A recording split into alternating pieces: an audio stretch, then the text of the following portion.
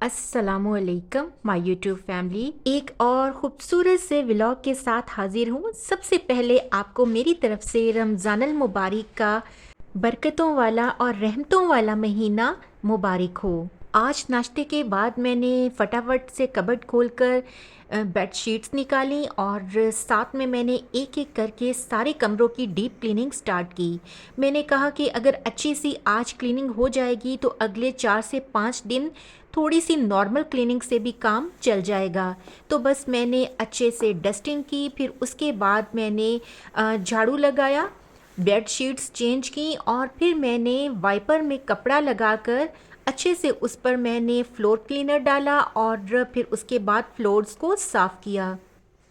आज रमज़ानुल मुबारक में एक ही दिन बाकी रह गया है, तो इस हिसाब से मैंने यही सोचा है कि छोटी मोटी तैयारी जो है वो कर ली जाए। ये क्लीनिंग भी मैं इसी सिलसिले में ज़्यादा अच्छी तरह से कर रही थी कि चलो कुछ दिन आगे आराम रहेगा। और इस वक्त मैं अपनी तरफ से तो काफ़ी जल्दी जल्दी सारी ये क्लीनिंग करने की कोशिश कर रही थी, क्योंकि मेरे हस्बैंड ने मंडी से काफ़ी सारी सब्ज़ी ले आनी थी और फिर मुझे वो संभालनी भी थी।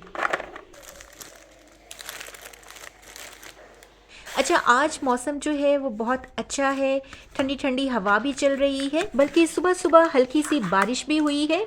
और पिछले 2 दिन इतनी गर्मी रही कि रात को हमने फैंस भी ऑन कर लिए।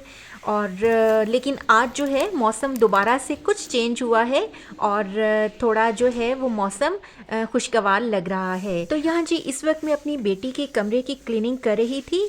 और कल हमारे वॉशरूम रेनोवेट हुए थे और इस वजह से रात 11 बजे तक वर्कर्स काम करते रहे थे और पूरे घर में समझें कि जैसे कि जिन कूद गए हो।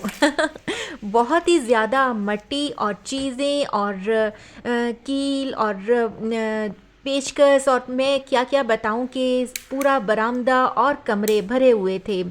और जो कमरे वॉशरूम के साथ अटैच हैं उन कमरों के अंदर से जाने का रास्ता बनाया हुआ था और ना पूछें कि उधर क्या हाल था। बहरहाल जी आप देख सकते हैं 4 से 5 घंटे लगाकर मैंने कितनी अच्छे से क्लीनिंग कर ली है। और मैंने चारों बेडरूम, ड्राइंग रूम और किचन सभी कुछ अच्छे से क्लीन कर लिया और बाद में मैंने एयर फ्रेशनर से खुशबू बिखेर दी। और जी फिर किचन में आई हूँ। काउंटर पर जो शॉपिंग बैग्स में सब्ज़ी पड़ी थी उसे मैंने बाहर निकाला। वॉश करने वाली सब्ज़ी को मैंने अच्छे से वॉश कर लिया। माशाल्लाह से बहुत ही फ्रेश सब्ज़ी का लुक था। धनिया, पुदीना, सब्ज़ मिर्चें, खीरे और साथ में ये बैंगन और छोलिया भी मेरे हस्बैंड लेकर आए थे। और यहाँ पर 4 डज़न एग्स थे। इन्हें मैंने पहले वॉश कर लिया और उसके बाद मैंने ये प्लास्टिक रैक्स में ही लगाकर फ्रिज में रख दिया। उसके बाद जी मीट की बारी आती है, तो मैंने सारा जो गोश्त है उसको धो लिया। धोकर मैंने थोड़ी देर के लिए इसे बास्केट्स में रहने दिया ताकि इनका जो पानी है वो ड्रेन हो जाए।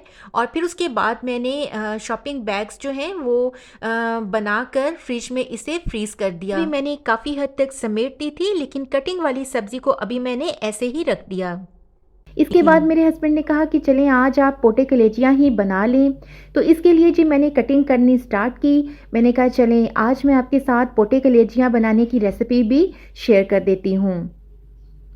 तो यहाँ पर मैंने 2 अदद बड़े साइज़ के प्याज जो हैं वो भी काट लिए। साथ में मैंने 2 बड़े साइज़ के टमाटर जो हैं वो भी काट कर रख लिए।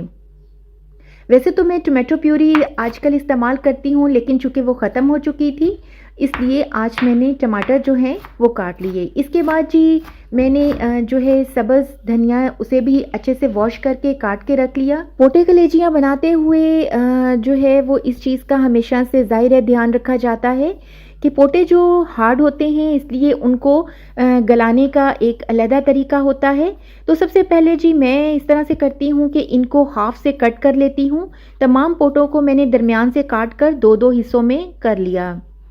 उसके बाद जी मैंने कुकर में सिर्फ पोटों को शामिल किया और साथ में जितनी भी मैंने 2 प्याज काट कर रखी थी वो भी मैंने शामिल कर दी और टमाटर भी शामिल कर दिया। अदरक लहसुन का जो एक बार है वो भी मैंने बीच में डाल दिया। स्पाइसेस में मैंने 1 1/2 टेबल स्पून नमक 1 टेबलस्पून मैंने red chilli powder, half tablespoon हल्दी का बीच में डालकर पानी डाला और मैंने कुकर को जो है वो तकरीबन 10 मिनट के लिए चला लिया। अब 10 मिनट में ये हुआ कि जो पोटे हैं वो हमारे अच्छे से जो है वो पक गए और ये तकरीबन जी 70 से 80% तक गल चुके थे। इसे मैंने एक पतीले में शिफ्ट कर दिया क्योंकि पतीला जो होता है ज़ाहिर है उसमें भूनना आसान होता है प्रेशर कुकर की बनिस्बत। तो जब पानी थोड़ा सा ड्राई हो गया तो बाद में मैंने इसमें घी शामिल कर दिया और मैंने घी शामिल करके फिर इसको अच्छे से भून लिया।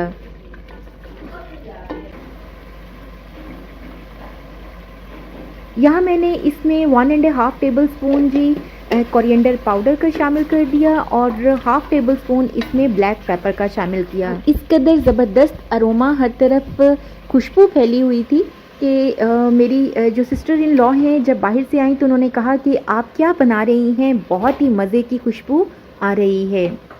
अच्छा, जब 90% तक हमारे पोटे जो हैं वो अच्छे से भुन गए तो मैंने इसमें कलेजियाँ भी शामिल कर दी और फिर कलेजियों के साथ भी इसको अच्छे से भूना। उसके बाद जी मैंने तकरीबन 4 टेबलस्पून इसमें दही का शामिल किया। दही पोटे कलेजियों में डालने से हमारा सालन जो है उसमें जब थोड़ी सी खटास आती है तो वो बहुत ही टेस्टी लगता है। और जी हमारा मज़ेदार सा सालन जो है वो बिल्कुल रेडी हो चुका था। बाद में मैंने इसमें 2 सब्ज़ मिर्चें सिर्फ खूबसूरती के लिए डाल दी और साथ में मैंने इसमें सब्ज़ धनिया जो है ऊपर से डाल दिया और मज़ेदार सा जी हमारा पोटे कलेजियों का सालन जो है वो रेडी हो चुका था। और जी ये बहुत माशाल्लाह से टेस्टी बना था। इस चीज़ का अंदाज़ा तो आपको देखने से ही हो रहा होगा।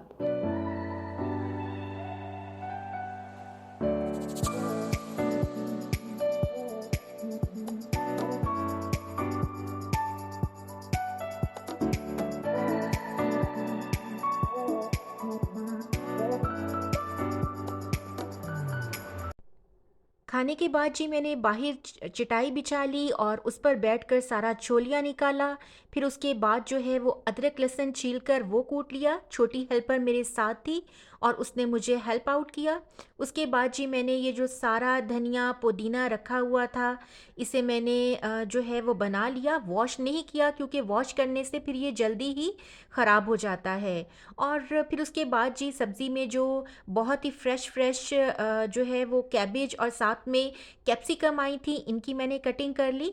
शिमला मिर्च, बंद गोभी और गाजरों को काट कर मैं मिक्स कर लूँगी और मिक्स कर कर एक बड़े ज़िप लॉक बैग में मैं रख लूँगी। रोज़ों के दौरान जब आपने कभी फ्राइड राइस बनाने हो या आपने कोई पास्ता वगैरह रेडी करना हो या कोई भी ऐसी आपने चीज़ बनानी हो, सैलड्स वगैरह जिनमें ये सब्जियां इस्तेमाल होती हैं, तो ये पहले से कटी हुई आपको मिल जाती हैं। आपका काम बहुत ही आसान हो जाता है। और आप ये देख सकते हैं मैंने टोमेटो प्यूरी भी बना ली है, साथ में 5 किलो मटर जो मेरी छोटी हेल्पर ने निकाल कर दे दिए और अदरक लहसुन भी रेडी है, धनिया और पुदीना भी कट कर रेडी हो चुका है और अब मैं इनको सेव कर लूँगी। तो आज जो ये मैंने वेजिटेबल प्रेप किया है जी, ये तकरीबन अगले 15 दिन के लिए मुझे काफ़ी होगा।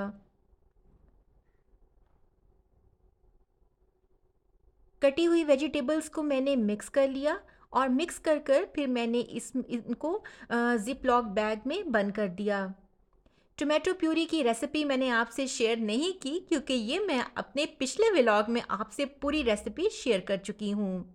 और यहाँ देखें जी एयर टाइट बॉक्सेस में मैंने धनिया, पुदीना, सलाद पत्ते वगैरह निकाल दिए हैं। अच्छा, एयर टाइट बॉक्सेस के नीचे भी टिश्यू बिछाएं और उसके बाद धनिया, पुदीना या सलाद पत्ता वगैरह रखकर ऊपर भी जो है वो किचन टॉवल या टिश्यू पेपर जो है उसको रैप कर दें। इस तरह से ये सब्जियां आपकी 15 दिन से पहले ख़राब नहीं होंगी।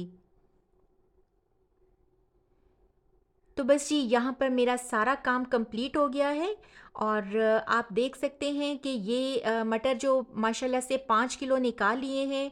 इनको निकालने का मकसद ये भी था कि आगे गर्मियाँ हैं तो ये मटर जो हैं ये हमारे सेव हो जाएंगे और काफ़ी महीने आगे चल जाएंगे। तो आज का व्लॉग यहीं तक। अगर वीडियो पसंद आई हो तो थम्स अप कीजिएगा, दुआओं में याद रखिएगा। अल्लाह हाफिज़।